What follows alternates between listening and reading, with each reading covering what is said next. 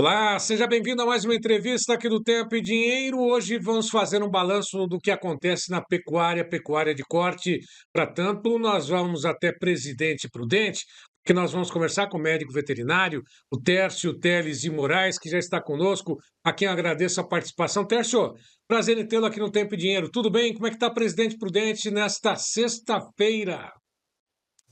Graças a Deus, tudo tranquilo.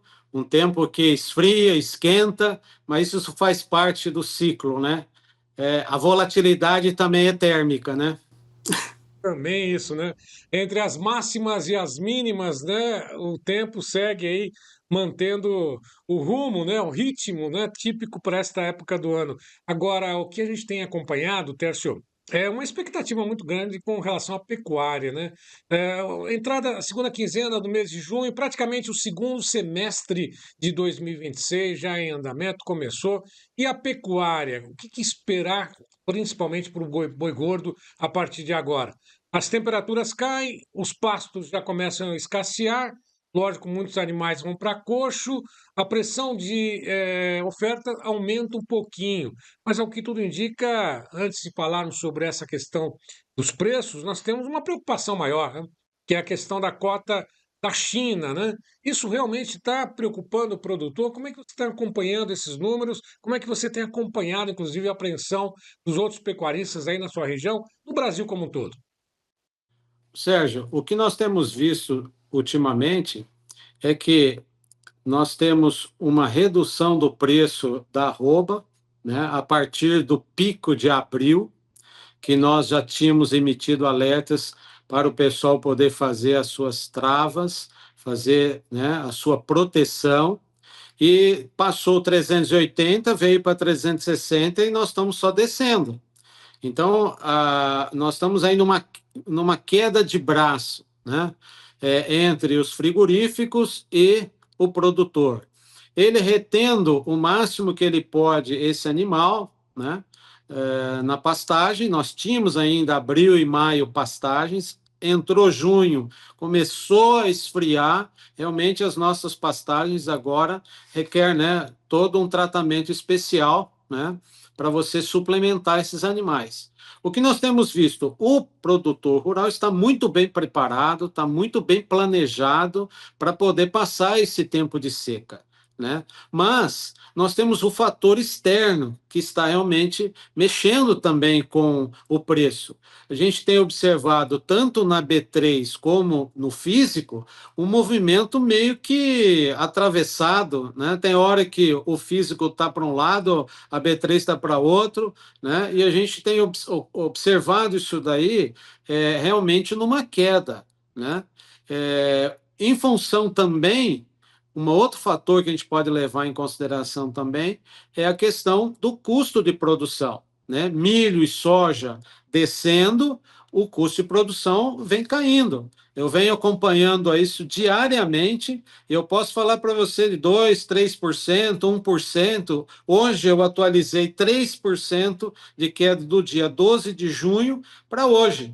Então a gente está observando que realmente está existindo um ajuste aí, né? E o produtor está bem preparado. Ele está suplementando os animais, talvez só com proteinado, só, talvez com uma ração energética também, e se não, ele vai partir para o confinamento, né? Dependendo da situação. No setor, na área de compras, a gente está vendo uma pressão que realmente o boi magro sumiu, né? Nós não estamos conseguindo tão facilmente esse animal. Significa que quem comprou, comprou, certo? E quem não comprou vai ter dificuldade para comprar. Os preços estão um pouquinho mais elevados, a gente observa, às vezes, ágil mais do que 2, 3, 10, 15, 20, 30%, a gente está percebendo isso aí, facilmente uma arroba de 400, uma arroba de 500 para comprar esse animal, né? E isso daí vem intensificando nesses últimos 45 dias. A gente vem percebendo isso daí. Agora, onde está esse boi magro, Tércio? Onde que foi parar? Porque produção teve, né? Lógico que a gente teve aí, agora começa a observar uma mudança aí no ciclo, pelo menos da produção, da pecuária nesse sentido, né? Retenção de fêmeas. e deveria ter acontecido. Aconteceu um pouquinho, mas teve muita fêmea indo para o gancho também. Mas e esse boi magro? O que aconteceu? Estão retendo, esperando aumentar o preço? O que está acontecendo?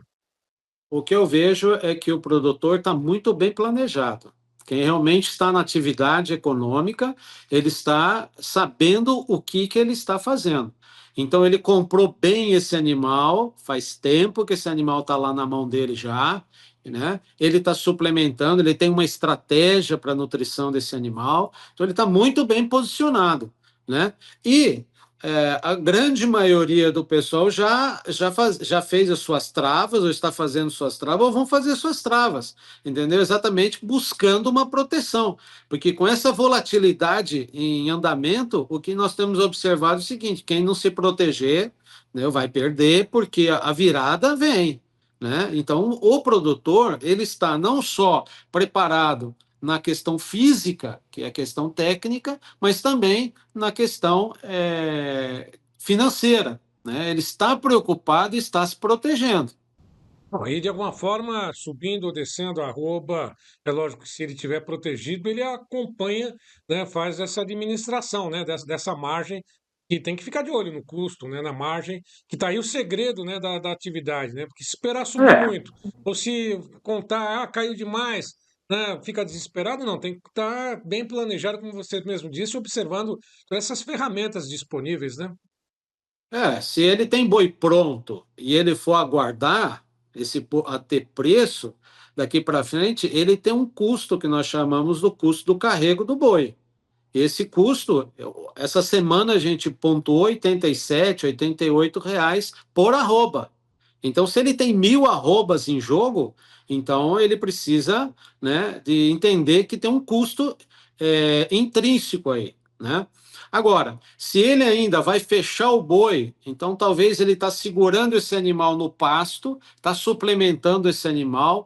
Nós podemos falar assim que ele estaria já preparando esse animal para entrar, a entrada de um confinamento ou de uma TIP, por exemplo, né? Que ele pode ainda segurar esse animal lá no pasto, ele pode fazer suplementação lá, mas ao mesmo tempo, se esse animal for para o confinamento, ele tem data de entrada e data de saída. Então ele precisa estar muito bem ajustado, né? E aí procurar a sua proteção imediata. Ele tendo o seu custo de produção na mão, nós estamos falando aí de um boi de 282 arroba produzida, né? Com certeza esse animal aí, ele tá, a margem que a gente tem é 20, 30%. Olhe lá, em algumas circunstâncias mais, outras circunstâncias menos, tendendo a 20%. Então, nós precisamos de estar bem planejado para não termos surpresas, né? A onerar custos aí de uma forma fácil e aí você ter margens muito pequenas. O que nós vamos ter que fazer? Nós teríamos que ter escala para poder absorver isso daí. E nem todo mundo vai estar preparado para essa escala. Agora, Téssio, uma curiosidade, é lógico que todo produtor, né, ele tem a sua assessoria, tem o planejamento, ele tem que se profissionalizar, se profissionalizou, isso sem dúvida nenhuma, né, são raras as exceções, é lógico, pequeno, alguns ainda têm ainda algumas dificuldades, mas vão lá, fazem render essa arroba, esse boi. Agora, a negociação a termo ainda continua muito frequente, o frigorífico ainda continua mandando ou mantendo o preço, diminuiu bastante. Como é que está esse tipo de negociação? O termo ainda Olha, continua sendo a tônica do mercado ou não? não, os frigoríficos saíram praticamente do boi a termo, entendeu? E você é o preço que vai estar lá no balcão do dia. Então, você tem um abate previsto para 12 de outubro, para 15 de novembro, então é o preço daquele dia que vai estar lá, entendeu? Você vai ter que aceitar aquilo ali. Como nós estamos percebendo um viés de baixa, então a possibilidade de você ter um preço reduzido e talvez muito próximo ou até abaixo do seu custo de produção, então existe uma perspectiva de perdas muito na vista. E você precisa estar muito bem preparado para você poder concorrer nessa situação, porque senão o seu negócio vai ficar totalmente negativo.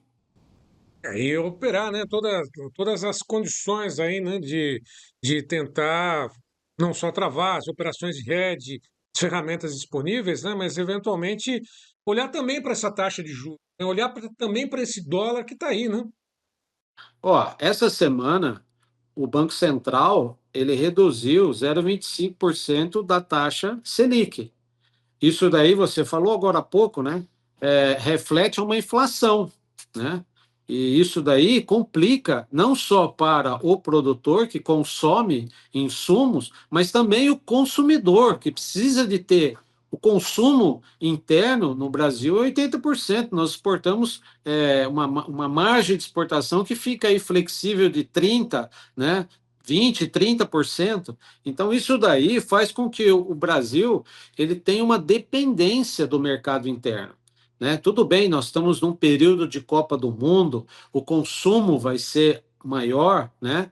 E todo mundo está torcendo para isso daí, para realmente existir um consumo interno, mas nós sabemos que nem sempre isso daí vai ser possível, né? Então a gente tem essas dificuldades aí, né? E o produtor ele precisa estar atento, né, nesse momento, porque esse preço pode trazer desconforto. Aí a inflação, né? A inflação, menor também poder de aquisição do brasileiro, a gente tem acompanhado, infelizmente, todo esse processo, né, que está acontecendo da desvalorização do real, né? Sim, Da falta de dinheiro, a carestia, como João Batista Olive sempre fala. Agora, Tércio, para poder finalizar contigo, e essa questão da China, Europa, China, é um fator de preocupação também. Alguns falam assim: não, a gente encontra outros mercados, não, se não for a China, a gente tem outros mercados. Não é bem assim, né? Preocupa, não? preocupa, o Sérgio, pelo seguinte: o Brasil ele tem aí uma dependência de mais de 60% praticamente da China. Ele depende desse mercado, né? Então isso daí tem um peso muito grande. E não é só de carne bovina, é de milho, é de soja, entendeu? Que são concorrentes aí, competem, né, com o boi. Nós sabemos que grande parte do milho e da soja que sai do Brasil é para poder encher a barriga do boi, entendeu? É a boca do animal, ele vai fazer ração. Então, é realmente preocupante, por quê? Porque o Brasil, embora ele tenha o preço da arroba mais barato, essa semana bateu a US$ 66, né? É muito barato. Quando você coloca aí algumas regiões da Europa que conseguem aí ultrapassar US$ 145, US$ 150, né? A diferença é muito discrepante. Agora, o que acontece no Brasil? Nós temos quantidade, mas nós precisamos de começar a otimizar a nossa qualidade, né? Com isso, nós vamos ficar competitivo com os nossos parceiros. Argentina, Uruguai, Estados Unidos, entendeu? A própria Europa, Nova Zelândia, Austrália, né? Por quê? Porque tem qualidade, né? Então, o Brasil tem aí 80% do rebanho, né, Nelore, zebuíno. E nós precisamos, a cada dia mais, melhorar a qualidade da carcaça do nosso animal. Né? Isso daí você não muda de um dia para o outro. Nós aumentamos a quantidade. Temos o preço mais barato. Né?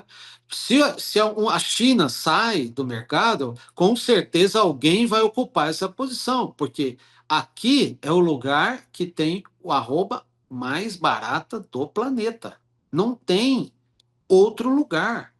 Então, é realmente importante o nosso mercado, né? Mas a China, nós temos um compromisso com a China. Ela finalizou a cota dela, vai incidir 50% daqui para frente, vai ficar inviável? Vai, mas janeiro ela está aqui de novo comprando o mesmo volume. E a tendência é cada vez ela comprar mais rápido. Mais rápido. Se ela levou aí 6 meses para fazer a cota, o ano que vem ela vai derrubar isso daí.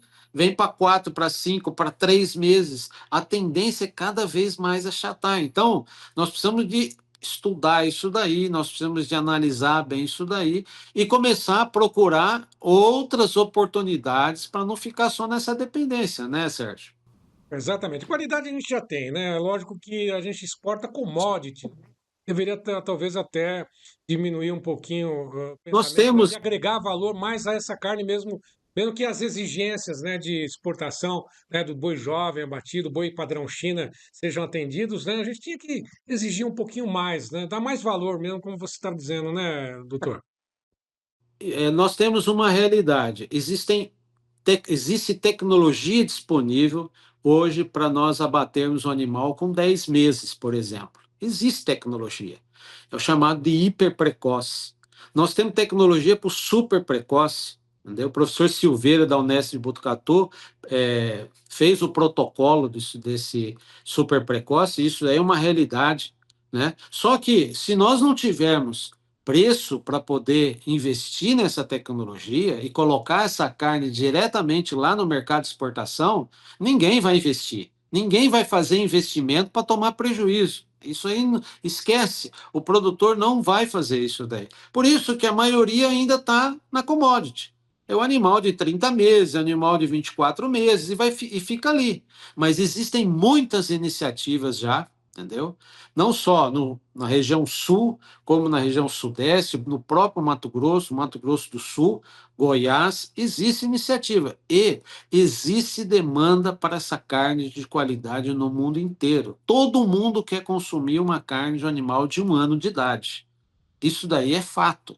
Né? Então, existe preço? É esse preço de US$ 150 arroba, que é o que a gente está vendo aí na frente na exportação. Tem lugar aí que já é US$ 220, né? Exatamente. Por quê? Porque tem demanda e tem que ter oferta, mas tem que ter a qualidade. Então nós não podemos esquecer disso daí. Essas iniciativas estão acontecendo já.